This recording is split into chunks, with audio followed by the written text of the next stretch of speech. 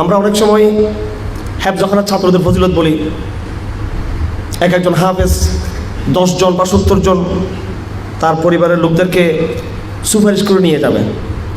আসলে এরকম কোনো কথা নাই যে হাফেজ হলেই সুপারিশ করবে, এরকম কোনো কথা হাদিসে নাই।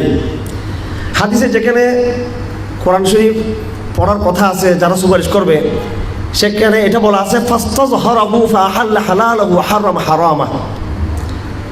ইস্তেজহার করবে, কোরআনকে এমনভাবে ধারণ করবে, কোরআনের হালালকে হালাল জানবে, হারামকে হারাম জানবে, আমল করবে, তার তাবলীগ করবে, তার জন্য মেহনত করবে, তার জন্য দাওয়াত এবং জিহাদ করবে, কোরআনের প্রচার করবে, প্রসার করবে, কোরআন মতো আমল করবে। সেরকম হাফেজ, সেরকম আলেম তারা তাদের পরিবারের 10 জন বা 70 জন বা আরও কম বেশ সুপারিশ করতে পারবে, এমন পরিবারের সদস্য যাদের জন্য জাহান্নাম ওয়াজিব হয়ে গিয়েছিল।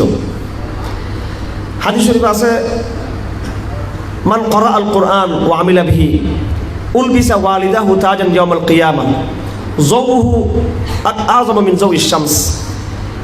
যারা কোরআন পড়বে এবং কোরআন মতো আমল করবে, শুধু হেফজের কথা বলা হয় নাই, আমল করবে কোরআন মতো, আল্লাহ পাক সেরকম হাফেজ এবং আলেমের মা বাবাকে কিয়ামতের দিন আলোর মুকুট পরিয়ে দিবেন, যে আলোর গতি, তার শক্তি সূর্যের চেয়ে অনেক বেশি শক্তিশালী হবে।